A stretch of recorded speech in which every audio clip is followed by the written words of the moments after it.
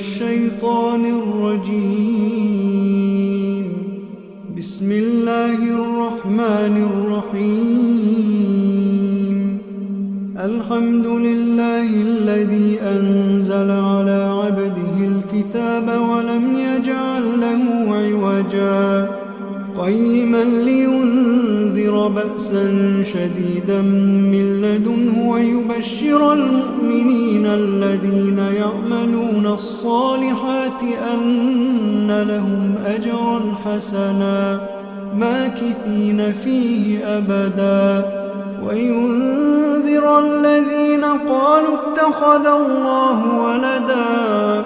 ما لهم به من علم ولا لآبائهم كبرت كلمة تخرج من أفواههم إن يقولون إلا كذبا فلعلك باخع نفسك على آثارهم إن لم يؤمنوا بهذا الحديث أسفا إنا جعلنا ما على الأرض زينة لها لنبلوهم أيهم أحسن عملا وإنا لجاعلون ما عليها صعيدا جرزا أم حسبت أن أصحاب الكهف والرقيم كانوا من آياتنا عجبا إذ أوى الفتية إلى الكهف فقالوا ربنا آتنا من لدنك رحمة وهيئ لنا من أمرنا رشدا فضربنا على آذانهم في الكهف سنين عددا ثم بعثناهم لنعلم أي الحزبين أحصى لما لبثوا أمدا نحن نقص عليك نبأهم بالحق إنهم فتية آمنوا بربهم وزدناهم هدى وربطنا على قلوبهم إذ قاموا فقالوا ربنا رب السماوات والأرض لن ندعو من دونه إلها لقد قلنا إذا شططا هؤلاء قومنا اتخذوا من دونه آلهة لولا يأتون عليهم بسلطان بين فمن أظلم ممن افترى على الله كذبا وإذ اعتزلتموهم وما يعبدون إلا الله فأووا إلى الكهف ينشر لكم ربكم من رحمته ويهيئ لكم من أمركم مرفقا وترى الشمس إذا طلعت تزاور عن كهفهم ذات اليمين وإذا غربت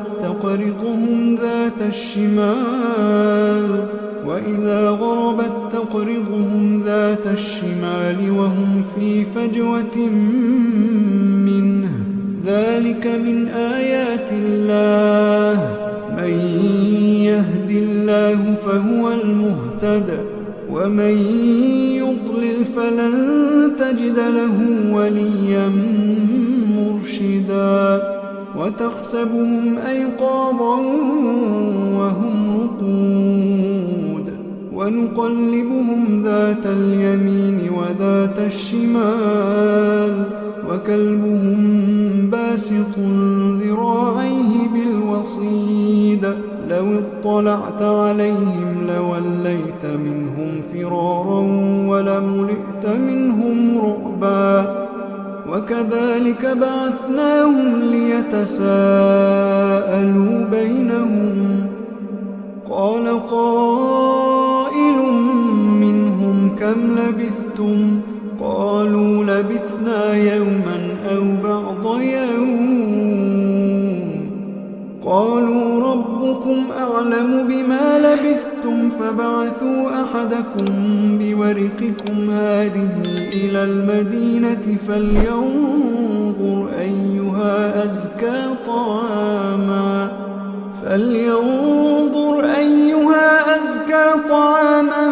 فليأتكم برزق منه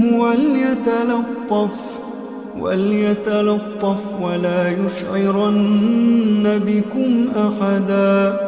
إنهم إن يظهروا عليكم يرجموكم أو يعيدوكم في ملتهم ولن تفلحوا إذا أبدا وكذلك أعثرنا عليهم ليعلموا أن وعد الله حق وأن الساعة لا ريب فيها إذ يتنازعون بينهم أمرهم فقالوا ابنوا عليهم بنيانا ربهم أعلم بهم قال الذين غلبوا على أمرهم لنتخذن عليهم مسجدا سيقولون 3 رابعهم كلبهم ويقولون 5 سادسهم كلبهم رجما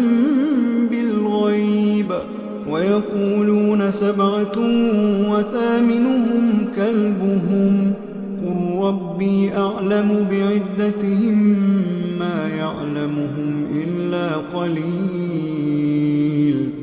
فلا تمار فيهم إلا مراء ظاهرا ولا تستفت فيهم منهم أحدا ولا تقولن لشيء إني فاعل ذلك غدا إلا أن يشاء الله واذكر ربك إذا نسيت وقل عسى أن يهديني ربي لأقرب من هذا رشدا ولبثوا في كهفهم 300 سنين وازدادوا 9 قل الله أعلم بما لبثوا له غيب السماوات والأرض أبصر به وأسمع ما لهم من دونه من ولي ولا يشرك في حكمه أحدا واتل ما أوحي إليك من كتاب ربك لا مبدل لكلماته ولن تجد من دونه ملتحدا واصبر نفسك مع الذين يدعون ربهم بالغداة والعشي يريدون وجهه ولا تعد عيناك عنهم تريد زينة الحياة الدنيا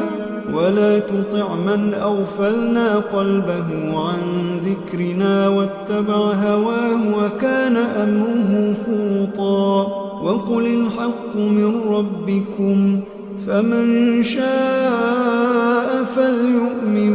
ومن شاء فليكفر إنا أعتدنا للظالمين نارا أحاط بهم سرادقها وإن يستغيثوا يغاثوا بماء كالمهل يشوي الوجوه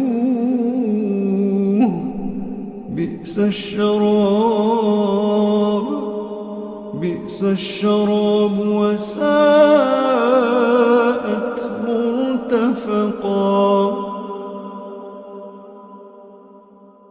إن الذين آمنوا وعملوا الصالحات إنا لا نضيع أجر من أحسن عملا أولئك لهم جنات عدن تجري من تحتهم الأنهار يحلون فيها من أساور من ذهب ويلبسون ثيابا خضرا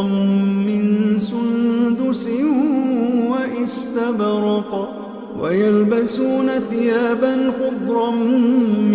سندس وإستبرق متكئين فيها على الأرائك نعم الثواب نعم الثواب وحسنت مرتفقا. واضرب لهم مثلا الرجلين جعلنا لأحدهما جنتين من أعناب وحففناهما بنخل وجعلنا بينهما زرعا كلتا الجنتين آتت أكلها ولم تظلم منه شيئا وفجرنا خلالهما نهرا وكان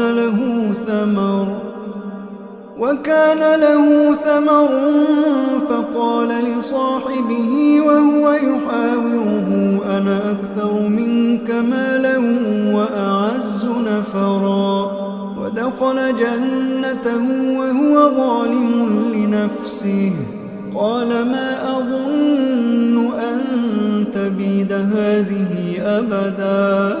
وما أظن الساعة قائمة ولئن رددت إلى ربي لأجدن خيرا منها منقلبا. قال له صاحبه وهو يحاوره أكفرت بالذي خلقك من تراب ثم من نطفة ثم سواك رجلا لكن هو الله ربي ولا أشرك بربي أحدا. ولولا إذ دخلت جنتك قلت ما شاء الله لا قوة إلا بالله إن ترني أنا أقل منك مالا وولدا فعسى ربي أن يؤتيني خيرا من جنتك ويرسل عليها حسبانا من السماء فتصبح صعيدا زلقا أو يصبح ماؤها غورا فلن تستطيع له طلبا وأحيط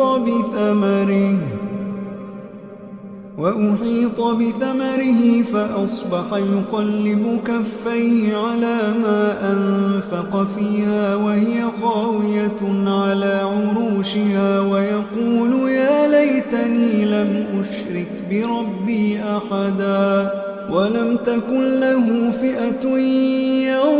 ينصرونه من دون الله وما كان منتصرا. هنالك الولاية لله الحق هو خير ثوابا وخير عقبا. واضرب لهم مثل الحياة الدنيا كماء إن أنزلناه من السماء فاختلط به نبات الأرض فأصبح هشيما تذروه الرياح وكان الله على كل شيء مقتدرا. المال والبنون زينة الحياة الدنيا والباقيات الصالحات خير عند ربك ثوابا وخير أملا. ويوم نسير الجبال وترى الأرض بارزة وحشرناهم فلم نغادر منهم أحدا وعرضوا على ربك صفا لقد جئتمونا كما خلقناكم أول مرة بل زعمتم أن لن نجعل لكم موعدا. ووضع الكتاب فترى المجرمين مشفقين مما فيه ويقولون يا ويلتنا ما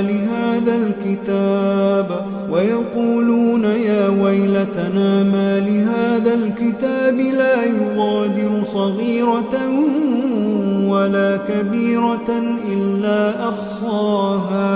ووجدوا ما عملوا حاضرا ولا يظلم ربك أحدا. وإذ قلنا للملائكة اسجدوا لآدم فسجدوا إلا إبليس كان من الجن ففسق عن أمر ربه أفتتخذونه وذريته أولياء من دوني وهم لكم عدو بئس للظالمين بدلا. ما أشهدتهم خلق السماوات والأرض ولا خلق أنفسهم وما كنت متخذ المضلين عضدا. ويوم يقول نادوا شركائي الذين زعمتم فدعوهم فلم يستجيبوا لهم وجعلنا بينهم موبقا. ورأى المجرمون النار فظنوا أنهم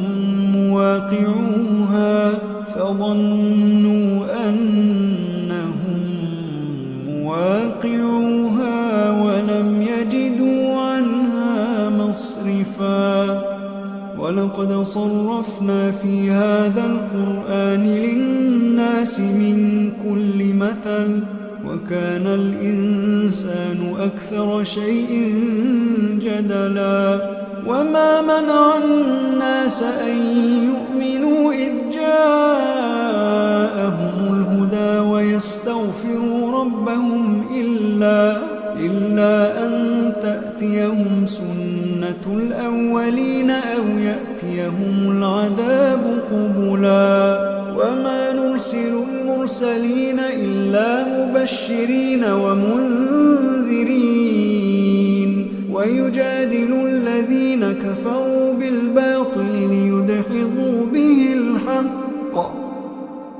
واتخذوا آياتي وما أنذروا هزوا. ومن أظلم ممن ذكر بآيات ربه فأعرض عنها ونسي ما قدمت يداه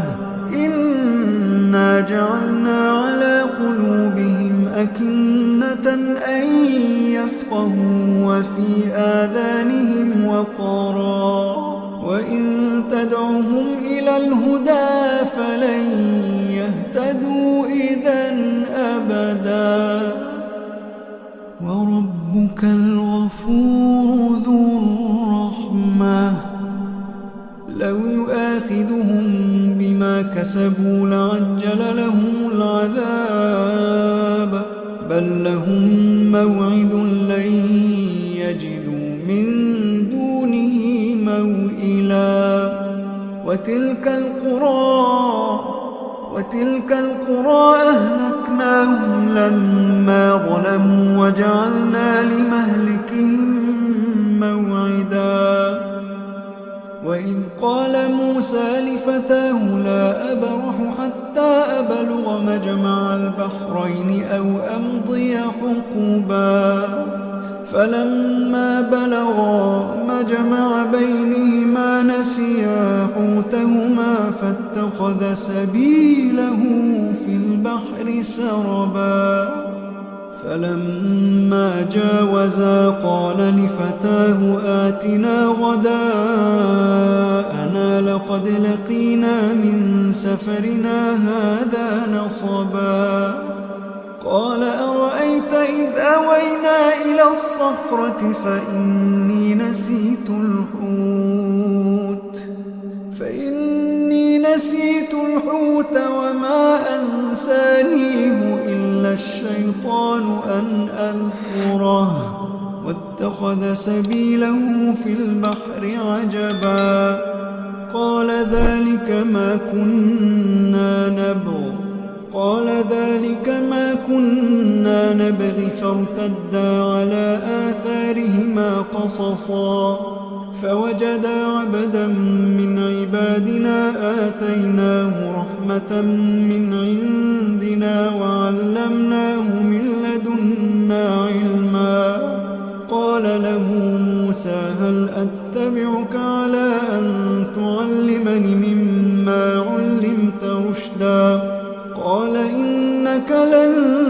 تستطيع معي صبرا وكيف تصبر على ما لم تحط به خبرا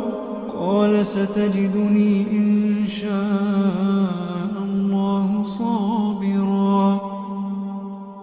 قال ستجدني إن شاء الله صابرا ولا أعصي لك أمرا قال فإن اتبعتني فلا تسألني عن شيء حتى أحدث لك منه ذكرا فانطلقا حتى إذا ركبا في السفينة خرقها قال أخرقتها لتغرق أهلها لقد جئت شيئا إمرا قال ألم أقل إنك لن تستطيع معي صبرا قال لا تؤاخذني بما نسيت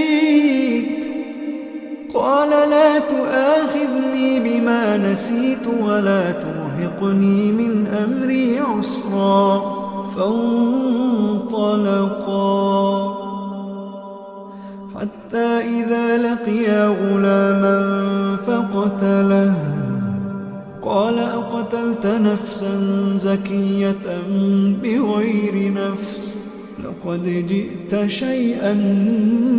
نكرا قال ألم أقل لك إنك لن تستطيع معي صبرا قال إن سألتك عن شيء بعدها فلا تصاحبني قد بلغت من لدني عذرا فانطلقا حتى إذا أتيا أهل قرية استطعما أهلها فأبوا أن يضيفوهما فوجدا فيها جدارا يريد أن ينقض فأقامه قال لو شئت لاتخذت عليه أجرا قال هذا فراق بيني وبينك سأنبئك بتأويل ما لم تستطع عليه صبرا أما السفينة فكانت لمساكين يعملون في البحر فأردت أن أعيبها وكان وراءهم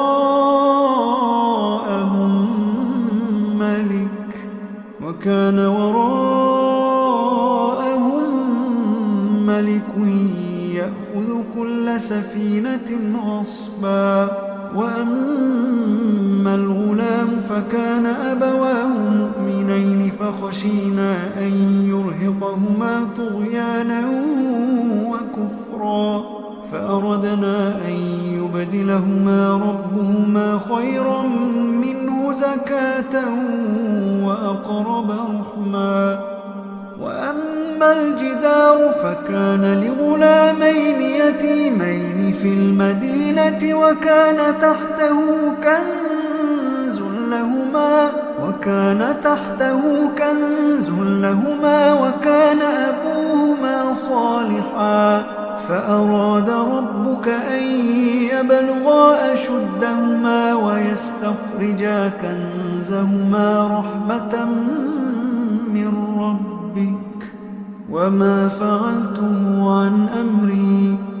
فعلته عن أمري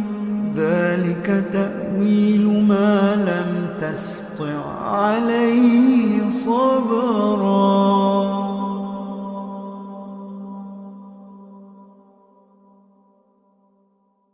ويسألونك عن ذي القرنين قل سأتلو عليكم منه ذكرا إنا مكنا له في الأرض وآتيناه من كل شيء سببا فأتبع سببا حتى إذا بلغ مغرب الشمس وجدها تغرب في عين حمئة ووجد عندها قوما. قلنا يا ذا القرنين إما أن تعذب وإما أن تتخذ فيهم حسنا. قال أما من ظلم فسوف نعذبه ثم يرد إلى ربه فيعذبه عذابا نكرا. وأما من آمن وعمل صالحا فله جزاء الحسنى وسنقول له من أمرنا يسرا. ثم أتبع سببا حتى إذا بلغ مطلع الشمس وجدها تطلع على قوم لم نجعل لهم من دونها سترا. كذلك وقد أحطنا بما لديه خبرا. ثم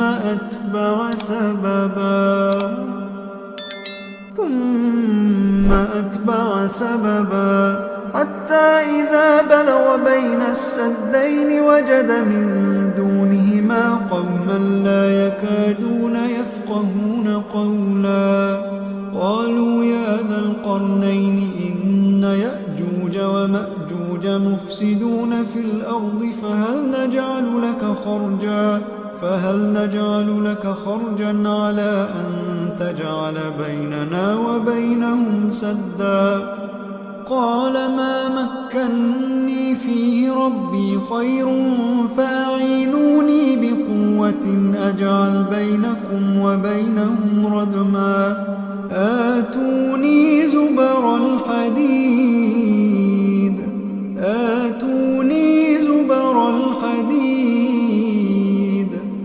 حتى إذا ساوى بين الصدفين قال انفخوا حتى إذا جعله نارا قال آتوني أفرغ عليه قطرا. فما استطاعوا أن يظهروه وما استطاعوا له نقبا. قال هذا رحمة من ربي فإذا جاء وعد ربي جعله دكا وكان وعد ربي حقا. وتركنا بعضهم يومئذ يموج في بعض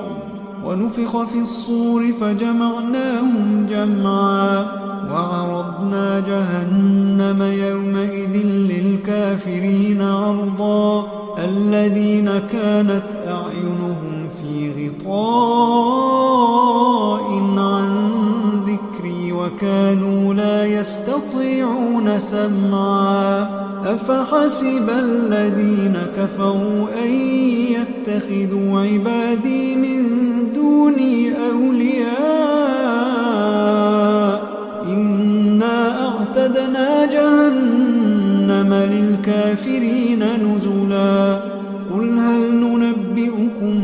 بالأخسرين أعمالا الذين ضل سعيهم في الحياة الدنيا وهم يحسبون أنهم يحسنون صنعا. أولئك الذين كفروا بآيات ربهم ولقائه فحبطت أعمالهم فلا نقيم لهم يوم القيامة وزنا. ذلك جزاؤهم جهنم بما كفروا واتخذوا آياتي ورسلي هزوا. إن الذين آمنوا وعملوا الصالحات كانت لهم جنات الفردوس نزلا خالدين فيها لا يبغون عنها حولا. قل لو كان البحر مدادا لكلمات ربي لنفد البحر لنفد البحر قبل أن تنفد كلمات ربي ولو جئنا بمثله مددا قل إنما أنا بشر مثلكم يوحى إلي أنما إلهكم إله واحد فمن كان يرجو لقاء ربه فليعمل عملا